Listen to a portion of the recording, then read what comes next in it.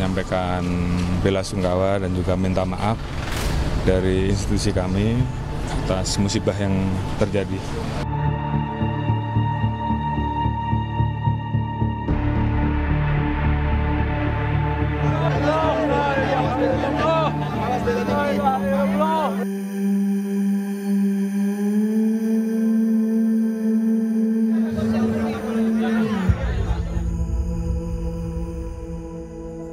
Saya terkejut dan kecewa dengan tindakan petugas yang berlebihan.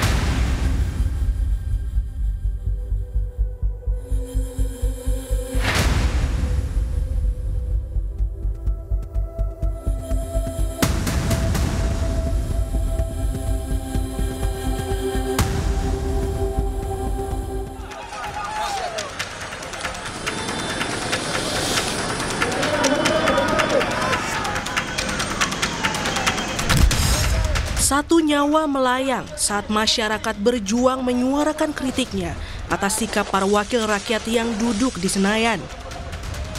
Kendaraan taktis Brimob menabrak seorang pengendara ojek daring, Afan Kurniawan.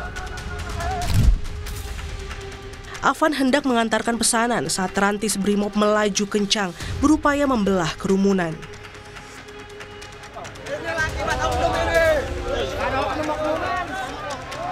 Nyawa Afan Kurniawan tak tertolong. Tangis ibunda pecah mengantarkan putranya yang bulan lalu baru menginjak 21 tahun itu ke liang lahat.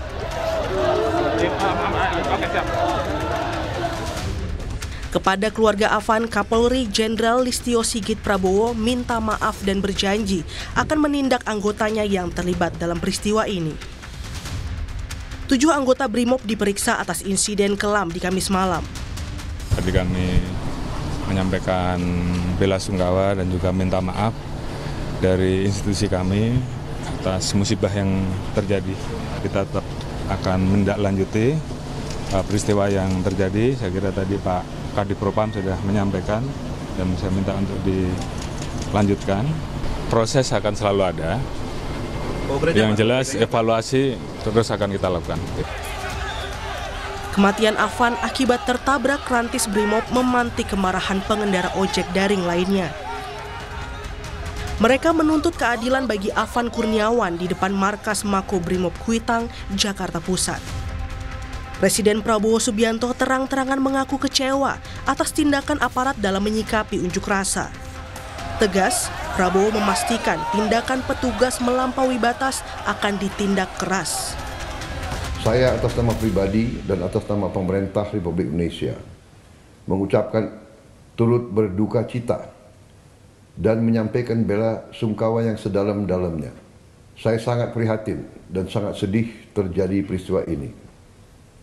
Pemerintah akan menjamin kehidupan keluarganya dan akan memberi perhatian khusus kepada baik orang tuanya dan adik-adik dan kakak-kakaknya. Saudara-saudara sekalian, sekali lagi, saya terkejut dan kecewa dengan tindakan petugas yang berlebihan. Saya sudah perintahkan agar insiden tadi malam diusut secara tuntas dan transparan, serta petugas-petugas yang terlibat harus bertanggung jawab. Seandainya diketemukan mereka berbuat di luar kepatutan dan ketentuan yang berlaku, akan kita ambil tindakan sekeras-kerasnya sesuai hukum yang berlaku. Komisi 3 DPR meminta peristiwa rantis Brimob tabrak pengendara ojek daring diusut tuntas dan transparan. DPR pun akan bertemu Polri pekan depan. Tadi malam kami mendengar penjelasan dari Kadipropam yang menangani 7 aparat polisi yang ada di dalam mobil lantis itu, dan sekarang sedang berjalan investigasinya. Kita dorong ini dibuka secara terbuka dan diumumkan pada masyarakat secara terbuka juga supaya terang benderang semuanya. Nanti pada hari Senin kita akan bertemu dengan pimpinan Komisi 3, kita bicarakan ini, dan dalam beberapa waktu ke depan kan ada rapat-rapat kerja termasuk dengan kepolisian. Tentu kita tunggu nanti. Kapan Bang akan undang Polri, kapan Bang kira-kira untuk rapat kerja? Mungkin minggu depan ya, bukan Senin atau itu coba dilihat antara Senin, karena itu memang udah ada agendanya. Nanti kita lihat siapa yang datang dari Polri. Kurang dari sepekan sudah ada 2 kali unjuk rasa di gedung DPR, Senin 25 Agustus dan Kamis 28 Agustus. Tunjangan dan fasilitas fantastis anggota DPR jadi pemicunya. Anggota DPR itu mendapatkan tunjangan perumahan setiap bulannya 50 juta dari bulan Oktober 2024 sampai dengan bulan Oktober 2025, yang mana uang tersebut akan dipakai untuk kontrak rumah selama masa jabatan anggota DPR 5 tahun, yaitu selama 2024 dan sampai dengan 2029. Jadi setelah Oktober 2025, setelah bulan Oktober 2025, anggota DPR itu tidak akan mendapatkan tunjangan kontrak rumah lagi. Wakil Ketua DPR lainnya membandingkan nilai 50 juta rupiah untuk tunjangan perumahan anggota Dewan seperti sewa kos-kosan 3 juta per bulan. Hitungannya memang kalau mereka ngontrak rumah atau kos saja, ruangan 4x6 begitu, dengan kamar mandinya itu kan kurang lebih di dekat-dekat Senayan ini 3 juta per bulan. 3 juta itu udah paling murah. Kalau dikalikan 1 bulan dianggap 26 hari mereka bekerja, berarti kurang lebih 78 juta. Mereka masih nombok, kalau 52-an mereka terima, mereka masih nombok juga untuk menuju 78 juta itu.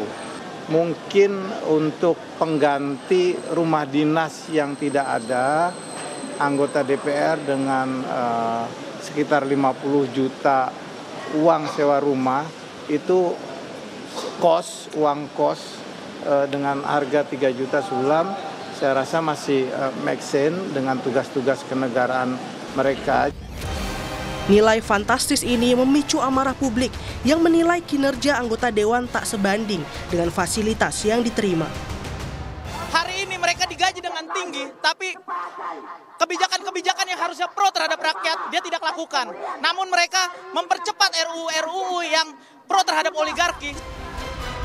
Sementara itu, pernyataan anggota DPR lainnya Ahmad Sahroni yang menanggapi kritik publik semakin membuat masyarakat geram. Maka jangan menyampaikan hal-hal seenaknya, bubarin DPR. Jangan. Memang yang ngomong itu rata-rata orang yang nggak pernah jadi duduk di DPR. Silahkan kritik mau ngapain aja boleh. Tapi jangan mencaci maki berlebihan, itu kan karena merusak mental. Mental manusia yang begitu adalah mental orang sedunia. Catat nih, orang yang cuma mental bilang bubarin DPR itu adalah orang sedunia. Direktur Eksekutif Trias Politika Strategi Agung Baskoro menilai ada jurang kesenjangan yang sangat dalam antara masyarakat dan anggota Dewan yang seharusnya mewakili rakyat. Ini menimbulkan krisis legitimasi. Suka atau enggak mungkin rakyat turun ke jalan kalau legislatifnya jalan. Ya, tumpah ruah itu kan melelahkan, apalagi mereka ojek online begitu. Pasti mereka nggak kerja, pasti keluarganya berkurang upahnya, seperti itu. Jadi 2 hal itu yang saya kira membuat aksi demo ini akan terus berlanjut. Kalau wakil-wakil rakyatnya tuli ya, tidak mendengarkan secara langsung, secara cepat untuk menindaklanjuti. Ini rakyatnya kan lagi kena kontraksi ekonomi yang dalam, gajinya berkurang banyak, bahan-bahan sembako fluktuatif harganya. Kok bisa-bisanya diam-diam dalam tanda petik tunjangan itu diberikan dan sudah berlangsung hampir 1 tahun. Digaji dari pajak rakyat, anggota Dewan terhormat semestinya menjadi suara yang berpihak bagi masyarakat melalui cerminan sikap dan kebijakannya. Tanpa kepekaan dan empati tulus terhadap rakyat, publik akan terus reaktif menuntut hak kesejahteraan dan aspirasinya dipenuhi. Kita berharap jangan sampai ada afan-afan selanjutnya dan ini tak boleh terulang. Tim Liputan Kompas TV.